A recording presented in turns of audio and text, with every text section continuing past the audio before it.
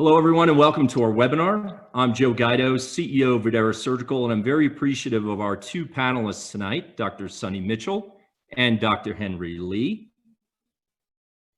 Please note that if you have any questions during the webcast, you can use the Q&A option and we'll answer all that we can as time permits. I do want to remind you that this webcast is sponsored by Videra Surgical. And with that, I'll turn it over to Dr. Mitchell and Dr. Lee. Thank you. Good evening, everyone. My name is Sunny Mitchell. I'm a breast surgeon at Montefiore Nyack Hospital. Nyack is located approximately 25 minutes or so north of Manhattan. It's my absolute pleasure to be joined tonight by definitely one of my favorite radiation oncologists and one of the smartest, most talented physicians that I know, Dr. Henry Lee. And I will allow him to go ahead and introduce himself. It's nice to be around with you. You know, Sunny, I know most of you know Sunny personally and professionally through all of her educational endeavors and attempts to help move the field forward through best practices. Sunny knows me as a radiation oncologist, so always sort of had a sort of split screen sort of about things. Professionally, I've been a full-time academic at Sloan Kettering and Columbia. I've also been in private practice. And as an MD PhD, I've done a lot of work sort of using surgical techniques to target various therapies as well as radiation therapy. But what's really changed is that in this COVID era, I have somewhat of a unique perspective in that I am knee-deep boots on the ground in two completely different areas of the country that are experiencing COVID-19 in completely different ways because of prevalence. And I've watched how COVID-19 has sort of pushed how we manage breast cancer patients and radiation therapy in some positive ways that I think are going to shape how we manage things better actually in the post-COVID era. But with that sort of narrow view, let me sort of send it back to Sunny sort of for the broader perspective. Thank you, Henry. So we've come together tonight to discuss specifically optimizing the interplay, as you had mentioned, between breast surgery and radiation delivery for the treatment of breast cancer during this COVID-19 pandemic and potentially into the foreseeable future. Fortunately, we do have the training, educational, the education, the tools, the data to help see us through this and to draw from. Specifically, we will touch upon the breast surgeon's response to the changing landscape, the impact of COVID-19 on radiation treatment changes, as well as the timing of breast therapy. Treatment guidelines that will remain in place for this foreseeable future, as far as we know today. As we know, everything is so fluid that we continuously adapt and adjust to any additional data. And as you can imagine, we'll also discuss the impact of tumor bed marking. Next slide, please.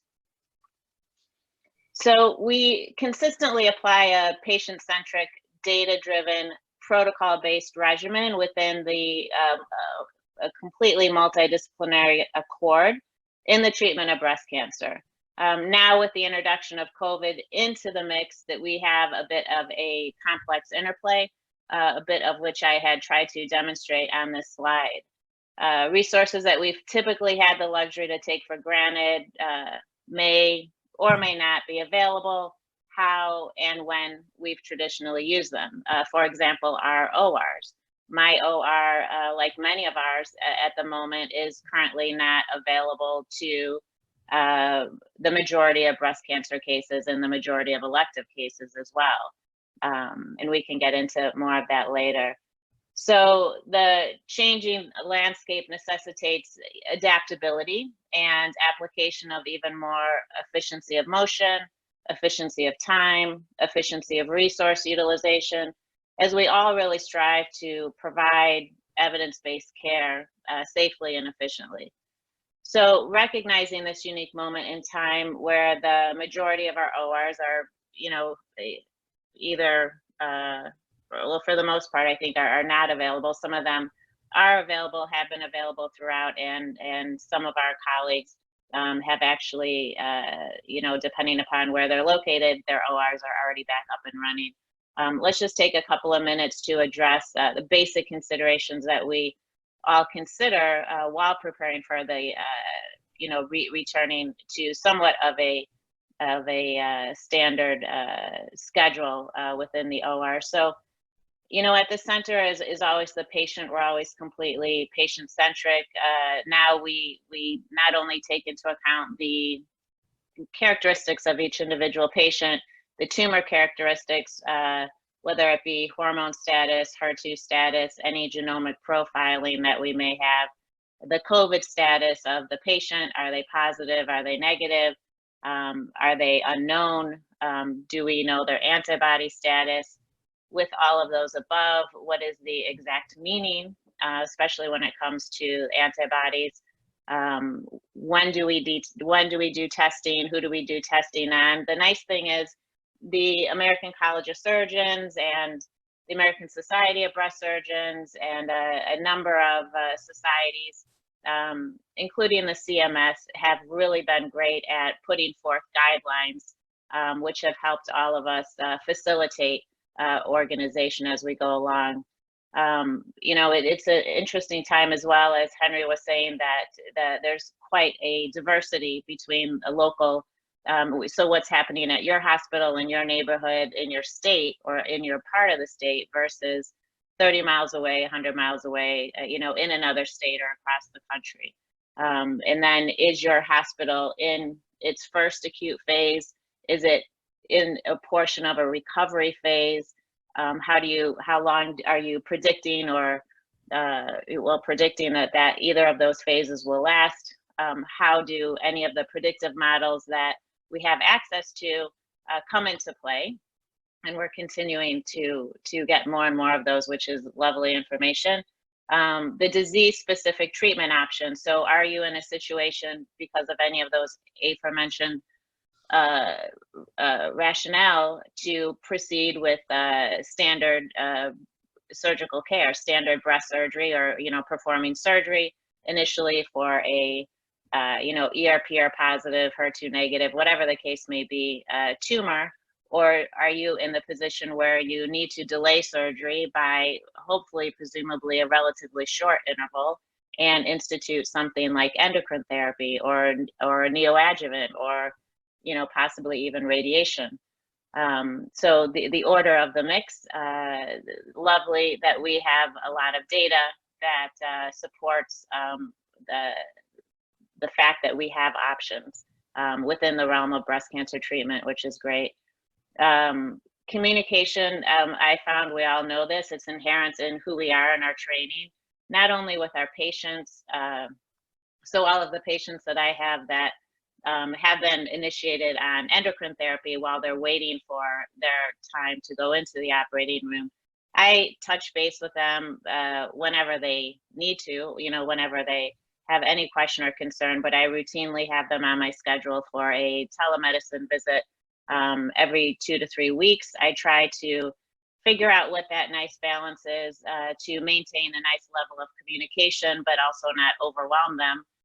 And what I found in general in my practice is telemedicine visits, which are new to me, new to most all of us, are incredibly appreciated by the patients, and might be because we're the only ones talking to them, but they're incredibly grateful, and that communication is definitely key. We also have a very low threshold to rediscuss or discuss all of our cases as certain components of the treatment either succeed or fail while we're in this new pattern, or constantly adapting pattern that we're all getting used to. And primarily at the base of all of this is what are our resources? Do we have access to our ORs? Are our recovery rooms being utilized for ICUs? is our hospital at, threshold or 150% threshold with treating patients who unfortunately have COVID, and all of our PPEs designated to the front line of all of the doctors, nurses, PAs, respiratory therapists, and entire crew that are acutely, actively treating individuals who have COVID. So these are all of the things that are, as we all know, and we're all intimately familiar with, that are now taken into every single patient consideration and patient management. Next slide. Henry, if you would, maybe you can give us an eyeball, a window into some of the changes and what's on the forefront of radiation and the care during this time period. Sure. Can we go to the next slide? My perspective is sort of one from, again, sort of boots on the ground and sort of seeing the impact of COVID-19 two different parts of the country. And the policies and practices that Sunny spoke about translate really to sort of utilization and timing issues in radiation therapy. And unlike the ORs, virtually every radiation oncology department is still open. And in some sites, including my sites, the volume actually hasn't gone down very much, even with trying to decrease volume, decrease patients, triage patients, because there's a backlog that always seems to be there that sort of trickles up and needs to get treated. In fact, utilization of some types of radiation therapy, in particular SBRT, has actually gone up as a natural and very direct alternative to surgery. And fortunately, it's a treatment that's not immunocompromising, and if anything, it's actually immunostimulating. And the breast community knows SBRT as a palliative treatment for spine and brain metastases. From a radiation oncology perspective, we use SBRT every day as a potentially curative modality for many primary sites and oligometastatic sites, whether it be lung, prostate, hepatobiliary, pancreatic cancers. Obviously, some sites we do better and some sites we don't do as well. One of the sites that we do very well in are for lung primaries, 95% control rates. And these days, I actually see as many consults for lung SBRT as I do breast cancer these days. And that's shocking because for most radiation oncology departments, breast cancer is our bread and butter. When it comes to breast cancer treatment, though, it's not so much an issue of utilization. It really comes down to an issue of timing. When do we start it? When do we stop it? And does that really have any impact on the technical aspects of radiation therapy? Can we go to the next slide? Now, a lot of those issues are really highlighted by our management of patients who've elected to undergo breast-conserving therapy. And one of the, I think, not fortunate, but one of the things that COVID-19 has done is that it's helped drive the radiation oncology community to adopt practices that the field has been too slow to adopt. Now, the top half of the slide is about, actually, let me get control of the cursor just for a bit.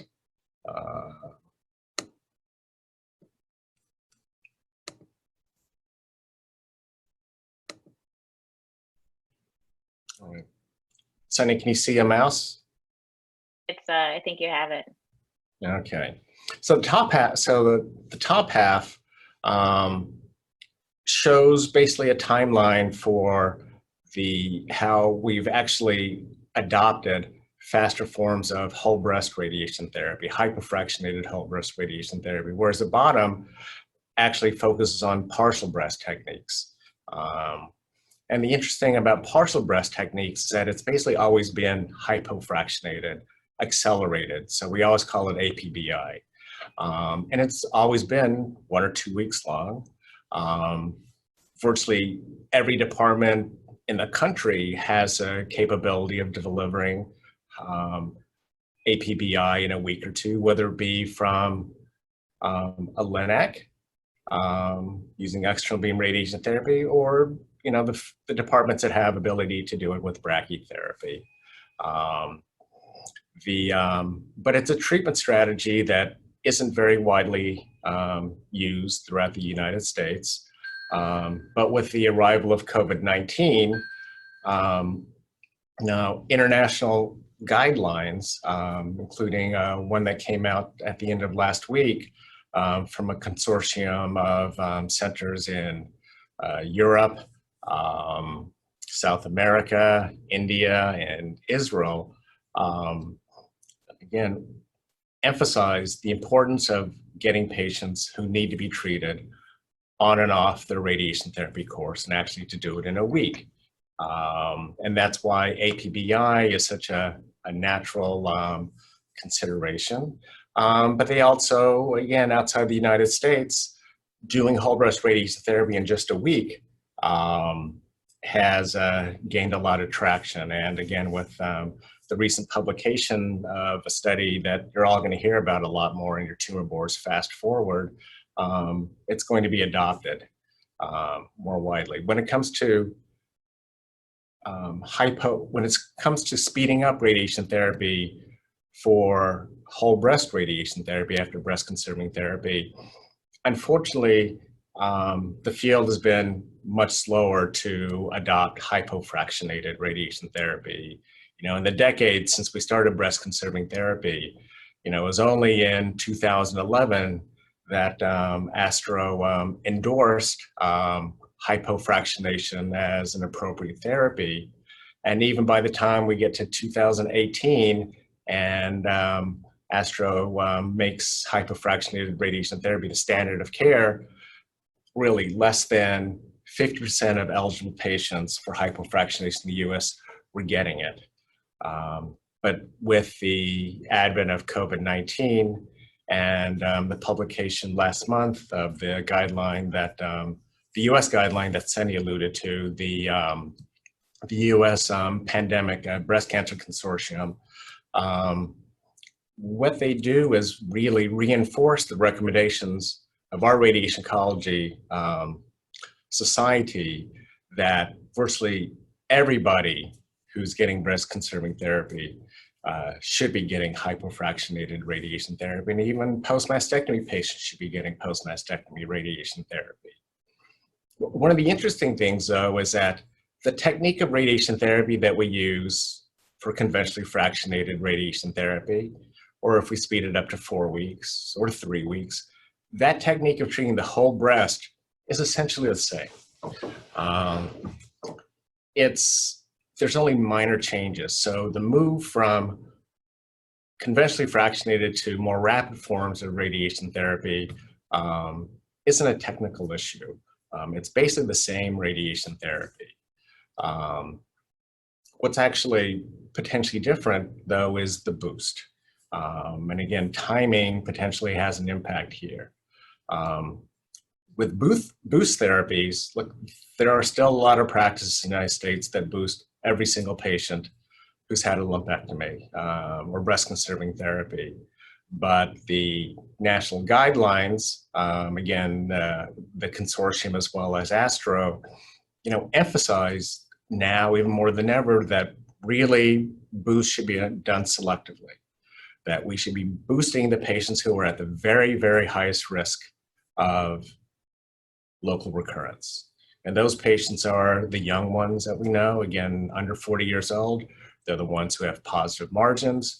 They're the ones who have multiple adverse pathologic factors for local recurrence. So these patients are the selected group that would truly benefit, at least in theory, from a boost, if it can be delivered effectively and correctly.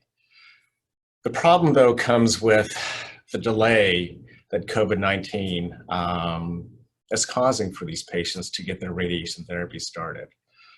Look, it's nice when you can start radiation therapy 2 months after surgery, but again, many of these patients are not going to be seen for 3 months, 4 months, 5 months in the guidelines. And again, depending how, COVID-19 sort of saturates the community, it could be longer than that. And again, but these are patients who we know are at risk, at the highest risk for recurrence, for a local recurrence, something that is preventable if we can intervene correctly and have the ability to do that.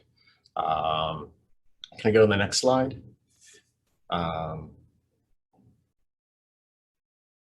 And this highlights a problem that I think all breast surgeons and radiation oncologists appreciate, but this is sort of the radiation oncologist perspective about it. And this was, again, this is a young patient that I saw very recently.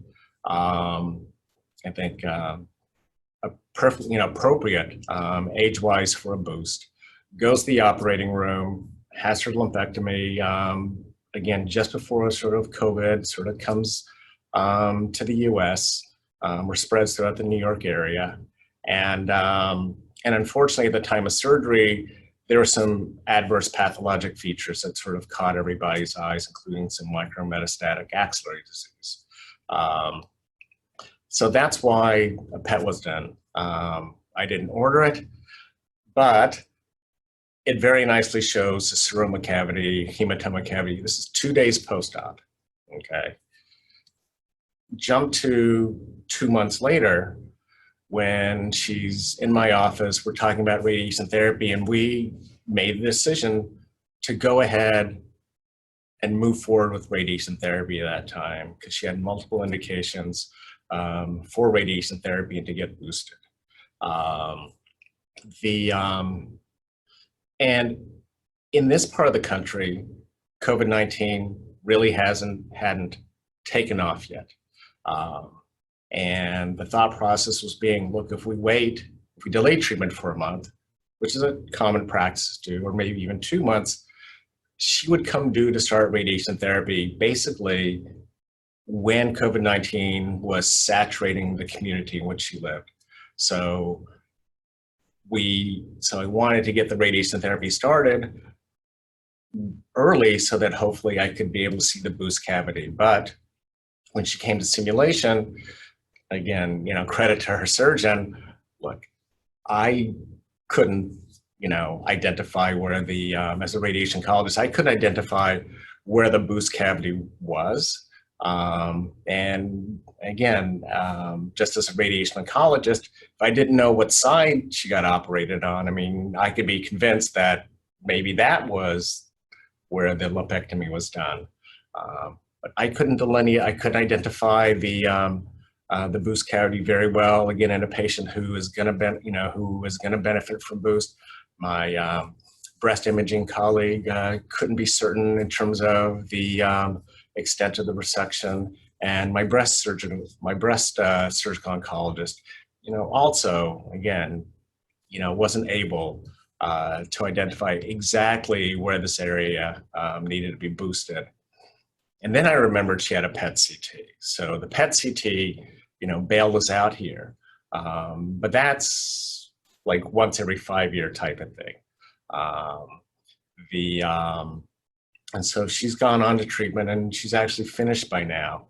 But again, as the duration after surgery to radiation therapy increases, we lose with every week that goes by. Not just every month, but every week that goes by, our anatomical landmarks that we need to deliver boosts to patients. And again, in this era, we are, at the, those who were sort of operating at the extreme are only boosting patients who have the very highest risks for failure, those who need the radiation therapy targeted the most accurately.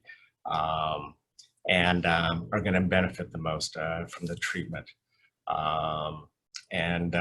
Look, when patients usually come to simulation, say a couple months afterwards, we know at least 10 20% of them have seroma cavities that have disappeared. And so in order for us to deliver our treatment in the effective way that we need to, so we don't let down our patients and maintain local control, we need guidance. We need some help from our surgical colleagues in terms of being able to identify exactly where that tumor bed is. And the best time to do it is at the time of surgery. So let me actually turn that back over to Sunny. I'll comment on this picture in a second, but I mark my tumor bed for 2.5, possibly 3 reasons. The first reason for delivery of radiation therapy, identifying exactly where the tumor bed was. The second for radiographic follow-up, routine surveillance imaging, which all of our breast conservation patients get. And then number 2.5 or 3 would be in the event that I need to go back for positive margins or some other reason. I use the Veriform, and I can just see that without otherwise marking the patient or having a marker placed preoperatively. So this slide is a depiction of what makes radiation oncologist's job a little more difficult, probably at the time that the patients in this first column labeled seroma left the OR table. They all looked perfect. And these are pictures that an amazing oncoplastic surgeon, Dr. Krishnakoff, had put in one of his atlases that I used when I was in training. And so these are just depictions of just the natural evolution when you have a seroma post-operatively, so a collection of fluid in the breast. Eventually, the natural tendency for the majority of them, we believe, is for that seroma to get reabsorbed. And then the defect that was created from what we do in the OR, the surgery, becomes most pronounced. Because there is no tissue there. There's, the defect is just markedly pronounced. So it's not that those individuals had the wrong surgery. That was actually the standard of care at that time historically. As we all know, back in the day, it was not appropriate to reapproximate the tissue. I think one of the concerns was about leaving stitches in place. Also, it was standard of care to excise the biopsy site itself. So most breast surgeries were accomplished by, a wide elliptical excision over the core needle biopsy or excisional biopsy site, and then removing the specimen of interest, and then just simply closing the sub-Q in the skin, or in most cases. So the second column, labeled no seroma, is a depiction of where, thankfully, we've been in current era breast cancer surgery, which is great. We leave as small of a surgical footprint as possible. These are all post-operative pictures. These women all had no to potentially some minimal seroma, but they all benefited from the data, the knowledge, the technical skills, the technology that we have in today's era that allows us to perform breast surgery in this manner. So the rationale for showing this slide is inherent in today's breast surgery patient population. We eliminate, which is great, a majority of the time, an evidence of a seroma, which does not leave that landmark, right, Henry, for if you're interested in it, for identifying the tumor bed status post breast conservation surgery. Right. So do you, I mean, I know we all still have a seroma here or there, even when we, make huge efforts to reapproximate the tissue and follow techniques. Even in the setting of oncoplastic, sometimes I'm sure that you'll see seromas, but in general, do you feel like more breast surgeons are making efforts in the patients that you've seen to, do you run into times now where there are fewer seromas than what you saw 10, 15 or so years ago? No, I definitely see fewer seromas than I did in the past. But even when you have a seroma, it's not necessarily clear what that seroma means. Because again, seromas change over time. I mean, you see it on your ultrasounds in the office. Just because a seroma is there, that doesn't necessarily mean that that is an accurate representation of where the tumor bed was, where the tumor was.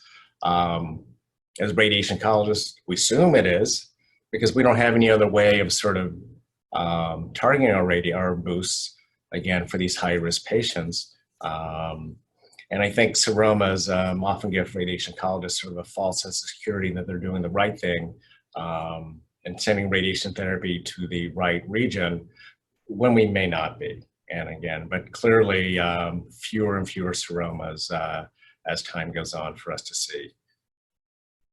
That's actually a really good point. I'm not sure. I don't think we included it, but I had a patient recently who I made their incision, the lateral inferior aspect of their breast, so their inframammary fold, and then dissected up towards approximately 3 or 2 o'clock more periareola. For her shape and size of her breast, it was the best option to decrease the surgical footprint.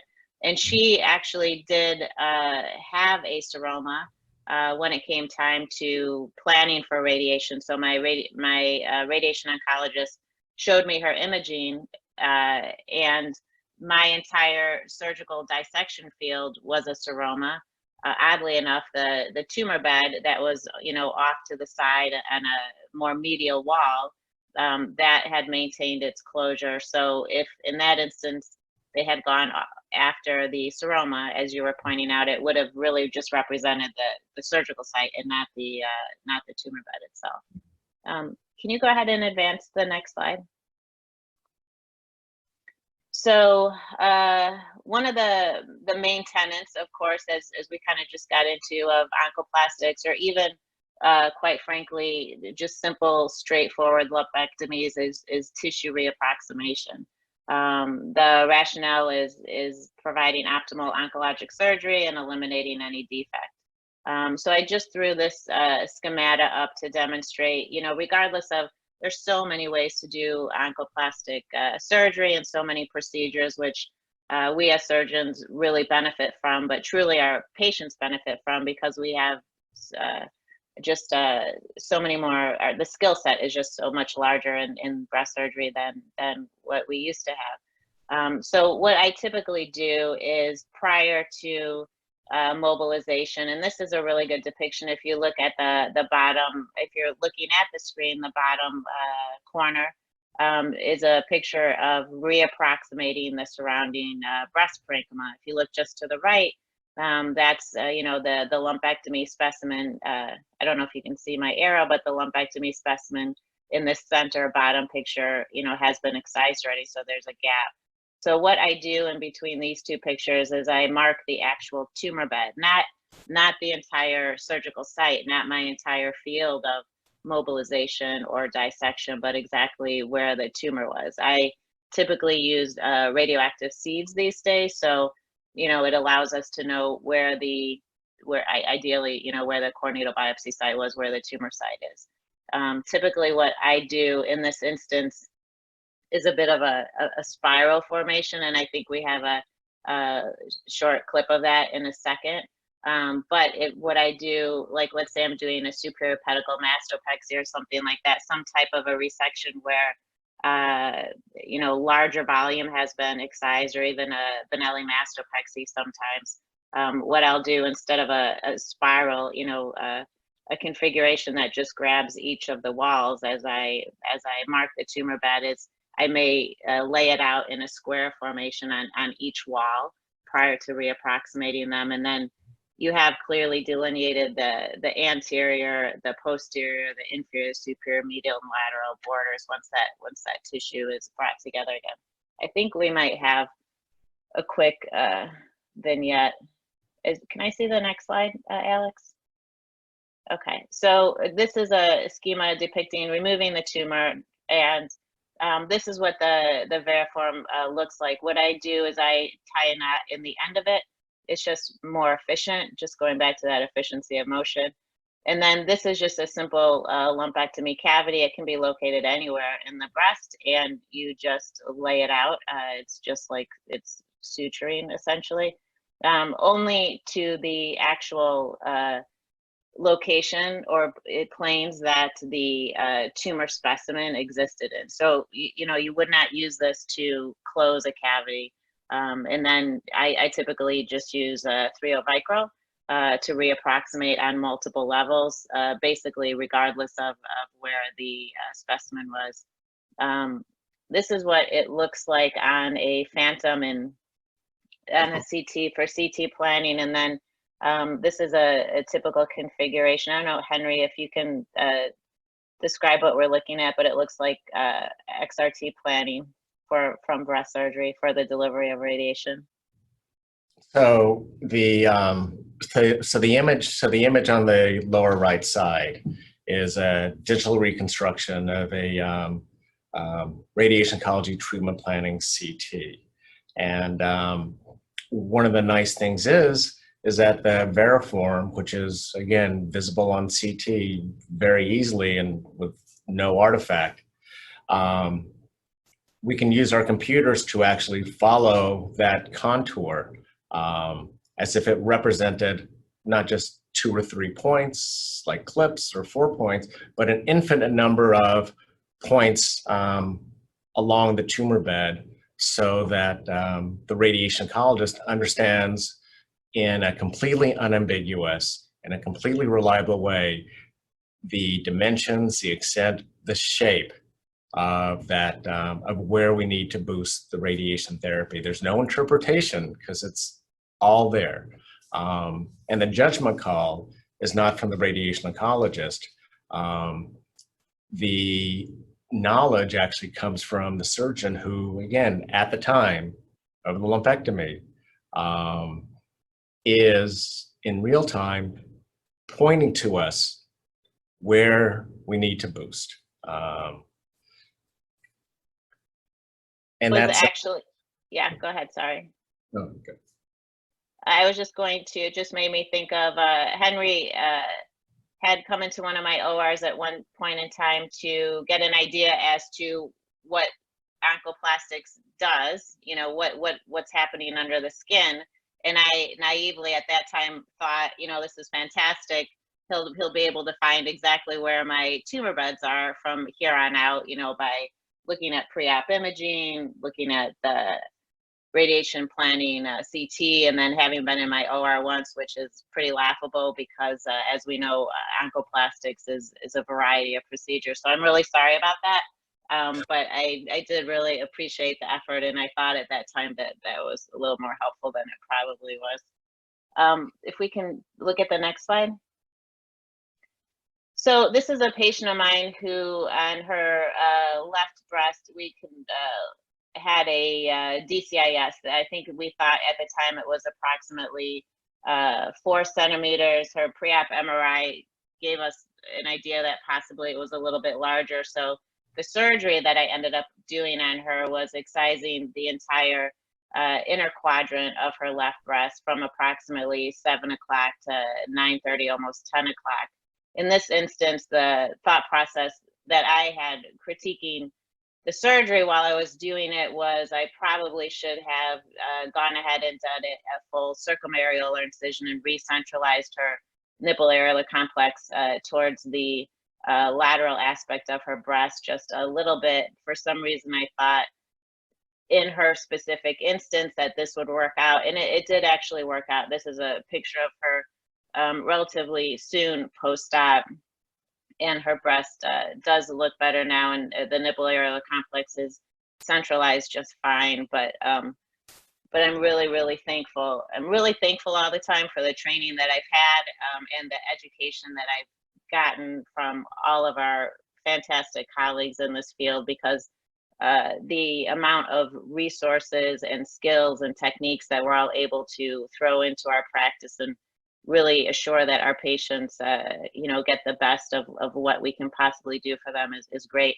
So we can look at her pre-op mammogram, which is labeled pre-op mammogram, and then her post-op mammogram, the curvilinear line close to her nipple areolar complex is, of course, marking the surgical scar. And then you can see the variform that I left marking the actual tumor bed as we knew it, which turned out to be accurate within her breast.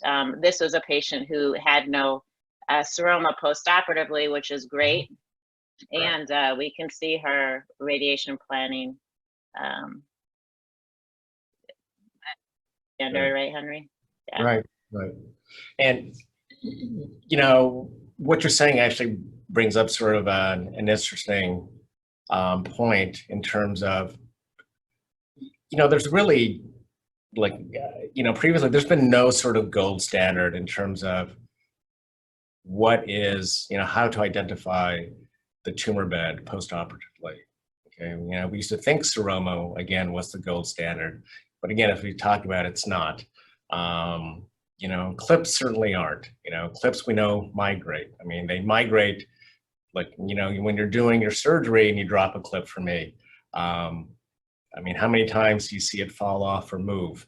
And at least there you get to see it and you get to put another clip in. But, you know, if broken wires can move, you know, clips can certainly move after surgery. So, you know, outlining, like physically outlining in 3 dimensions, the lumpectomy cavity at the time of surgery, you know, to me is actually like the closest thing, is basically the only thing that we have as a gold standard in terms of identifying the actual lumpectomy cavity or, you know, tumor location.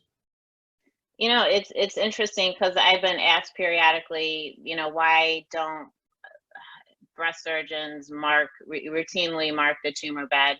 And this pops up in the literature all the time. The most common rationale is that we just hadn't had great confidence in the tools that we had before. So clips are very easy to deploy. They may or may not stay in place. They're incredibly inexpensive, which is great. So, you know, I went for a long time, sometimes marking, sometimes not marking, you know, cavities with clips. So yeah, this is pretty easy and straightforward. Can we see the next one, Alex?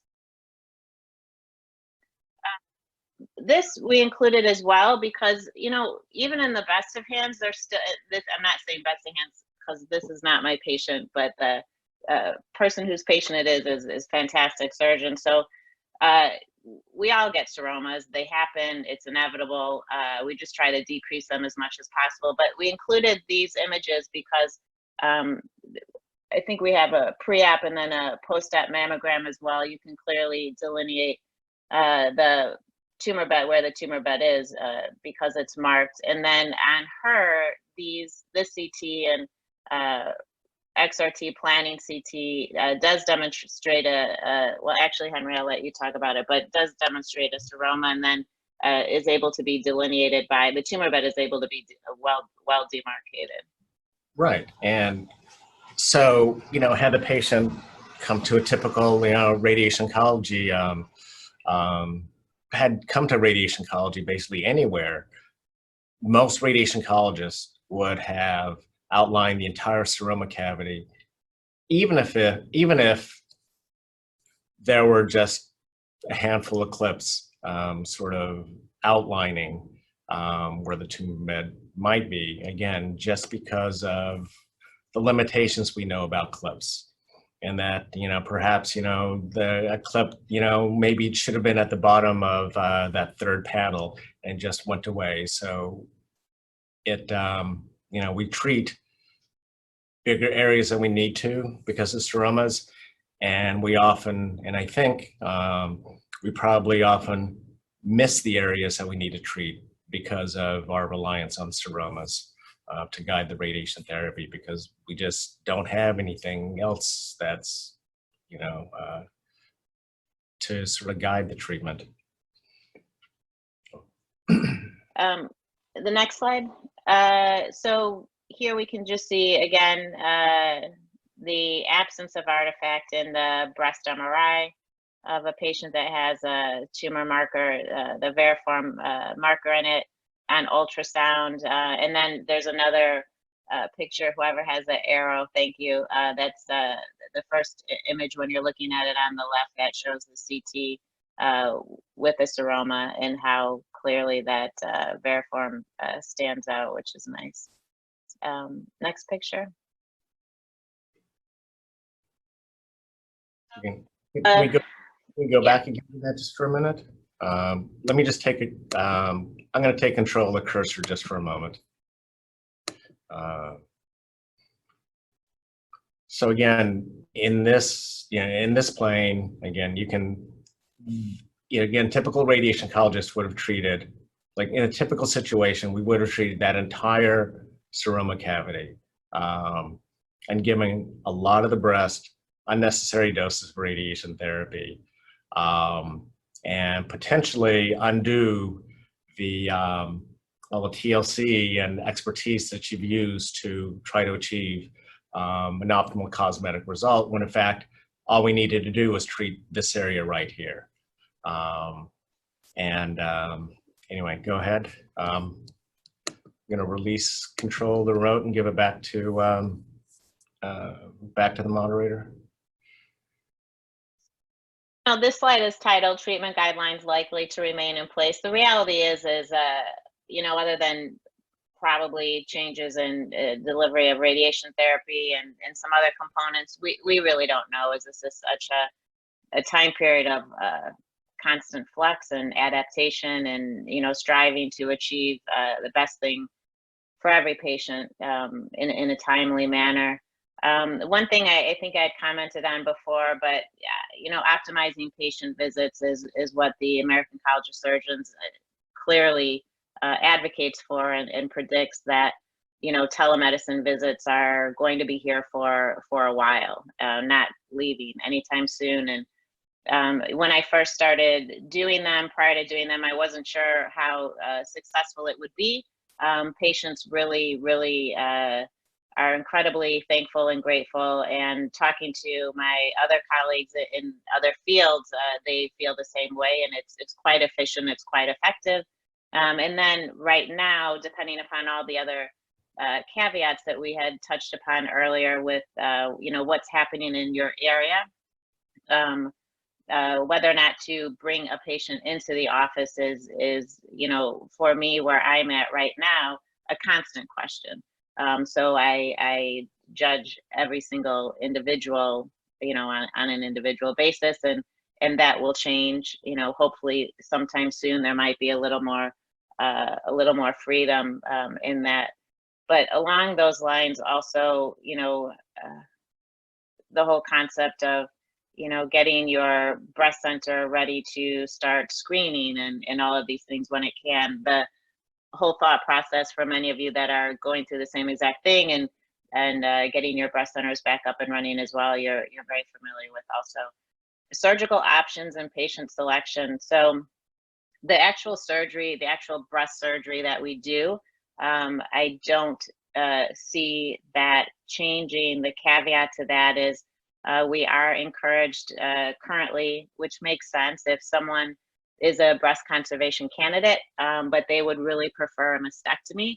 The appropriate thing to do now in this time period, probably in most instances right now, would be breast conservation surgery, unless it's a mastectomy with, you know, I don't know, direct to implant where they can go home that same day and you anticipate low morbidity, low potential for morbidity or negative sequelae. And if you have the ability to justify that additional team member in the OR utilizing PPE. So that's a complex decision-making process. But the nice thing is we have options for that. We can offer that patient, if what is able to be offered to them in a safe and efficient manner, breast conservation surgery with a delayed mastectomy, that's always an option.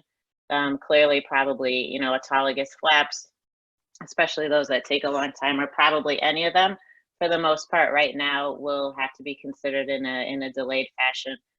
Timing of surgery, we're all probably at similar or different or heading into, you know, time periods where elective true elective cases are no longer feasible, you know, in your ORs, differentiating between cases and differentiating between breast cases, even, you know, the medical necessity, how time sensitive it is, exactly, you know, do we have endocrine therapy? Is neoadjuvant able to be delivered, and is it appropriate for that patient based off of their genomic profile and the other information that we have and the local resources available, of course. And then Henry, you did a really nice job educating us on radiation, if you want to talk about that a little bit more. No, you know, in terms of the longer term impact of COVID-19 on how we do radiation therapy for breast cancers, can we go to the next slide? It's really, let's go back. It's really about continuing a 50-year trend in radiation therapy for breast cancer, delivering the treatment faster, whether it be external beam radiation therapy being hypofractionated or partial breast radiation therapy, APBI. They're both now delivered in approximately the same time. You know, we're trying to tailor the radiation therapy more by picking and choosing who needs a bigger versus smaller radiation field, who needs a boost, who doesn't need a boost. But the patients who are getting the more intensive treatments are in this era, the patients who need them the most and therefore need to have the most high quality care. And throughout all of this, again, as Sunny's alluded to, it really is about maintaining safety, maintaining patient satisfaction, and preserving oncologic results. And with that, are there any questions? So thank you, Dr. Mitchell, Dr. Lee. We do have some questions from the audience. Dr. Mitchell, I'll start with you. We had a question about the reaction of patients to this. Can, when you mark with Veriform, can they palpate it? No, I mean, it's incredibly thin. It's like a suture.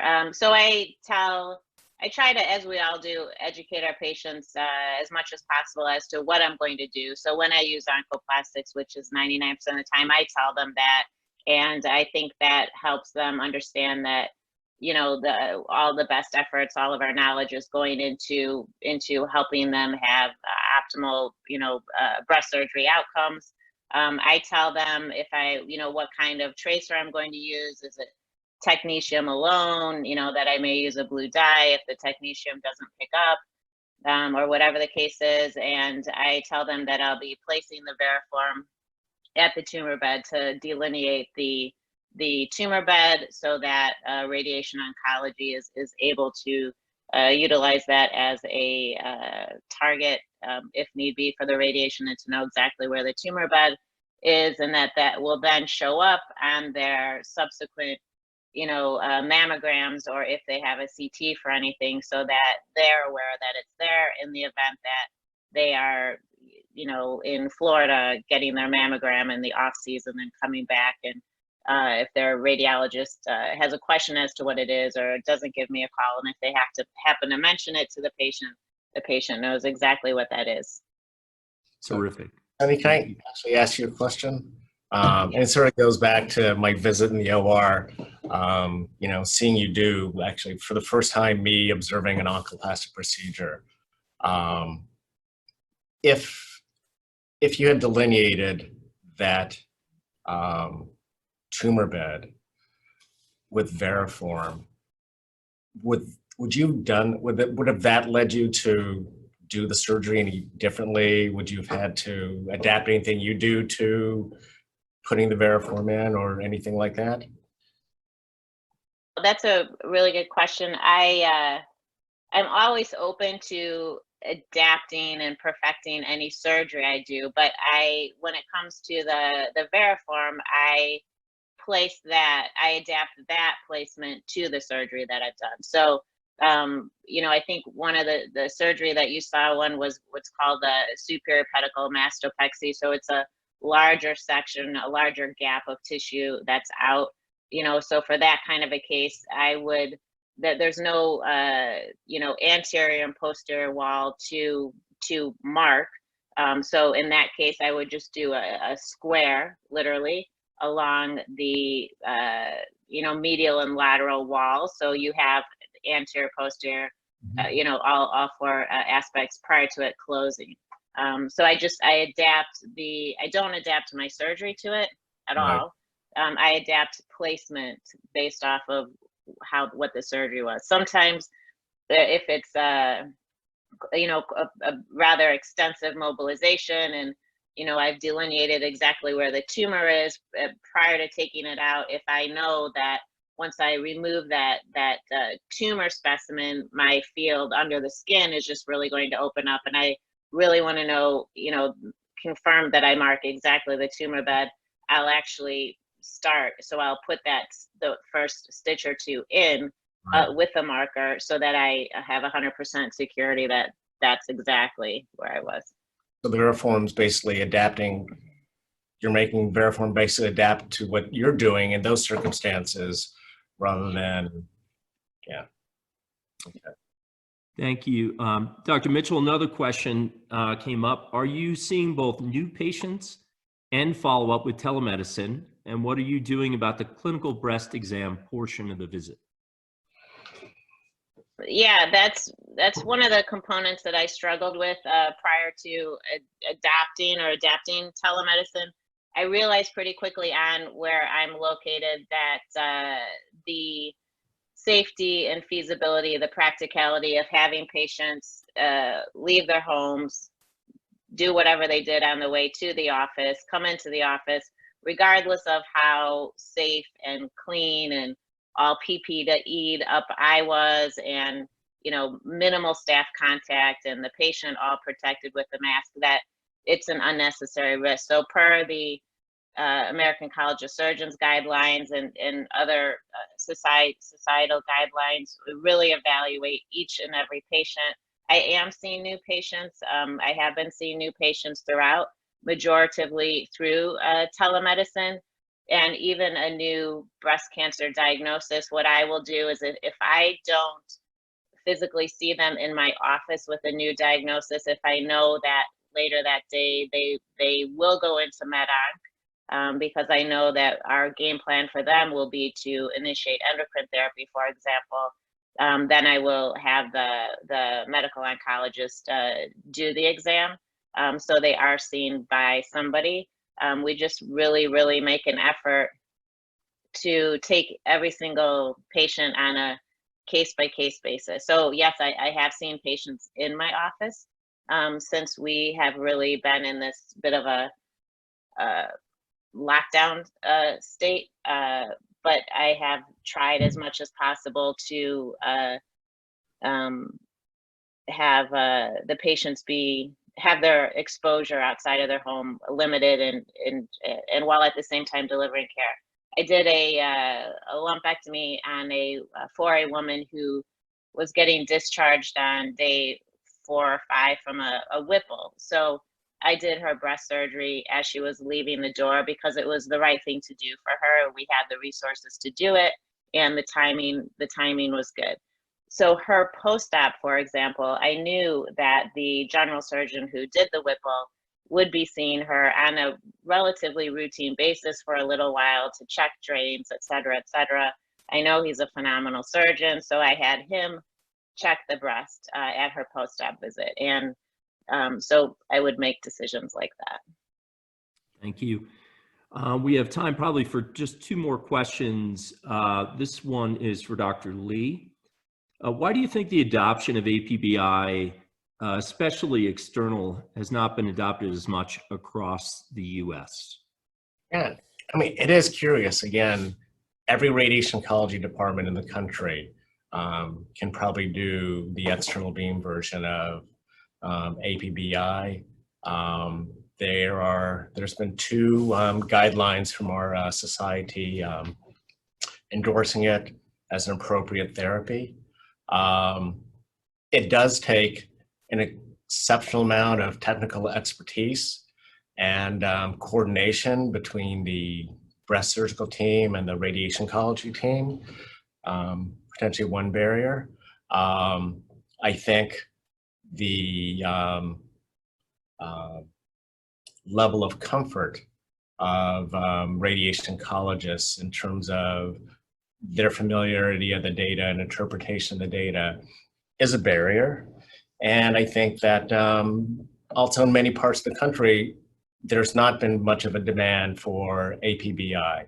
But what's interesting actually is that the number of patients who've actually not just asked about APBI, but actually requested APBI, there are patients I've seen in the last 2 weeks is more than the number of patients who asked for it in the last 2-3 years. And, you know, many of these patients are not patients who are, you know, looking on the internet or anything like that. It's just an intuitive thing for them to do. And they want their treatment done quickly. You know, I think things will change in the post-COVID era. I think COVID will actually accelerate some of the changes that have just been very slow to sort of percolate through the community. Okay. Dr. Mitchell, you mentioned re-excision before. Do you want to just very quickly touch on that? A question has come up about, you know, technique, anything special? Do you eliminate any steps, things like that? Just what's the general gist of that? Excision for like a positive, did they specify like a positive margin, or well, I guess that would be why I'd be doing a re-excision, right? Exactly.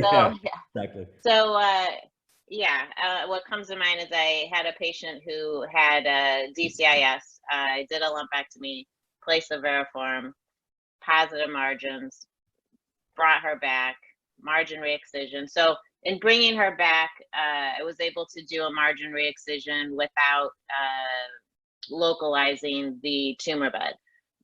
You know, I've always felt pretty confident that as breast surgeons, we know exactly where we were, you know, in doing any breast surgery when we go back.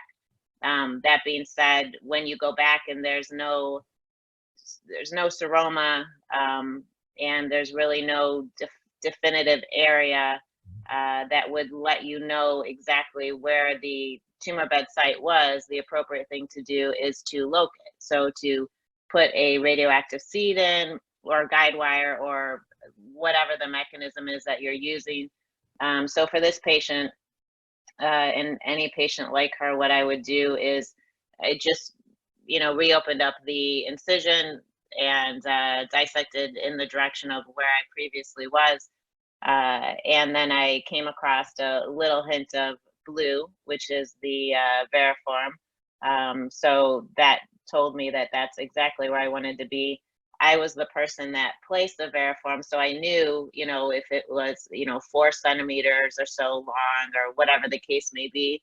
So I just did a focused re-excision of the surrounding, including the surrounding tissue. And then I just took a teeny bit more off of where I initially encountered the variform to assure that that margin would be appropriate as well. And then, you know, if I would have to remobilize a little bit more prior to closing and remark the cavity, I X-ray, I faxitron all of my specimens. So threw that in the faxitron, which confirmed, of course, you know, the variform, it's in its entirety within the specimen, and that was that. You know, Okay. Oh, go ahead, Dr. Lee.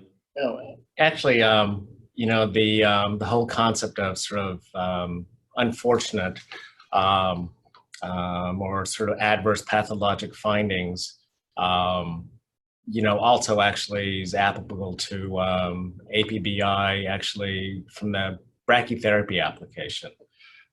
Because again, you know, typically, you know, with brachytherapy delivered, you know, either with a Savvy catheter array or with Mammocyte, you know, the devices are put in, and you know, it's a few days until, or maybe a day or two, depending on the institution, where you get the pathology back that can either confirm that they're an appropriate candidate for APBI, or if they've got a positive margin, or if they've got axillary disease.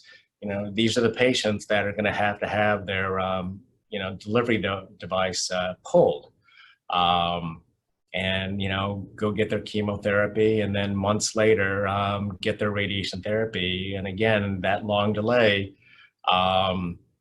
makes it difficult to see the boost site and treat accurately.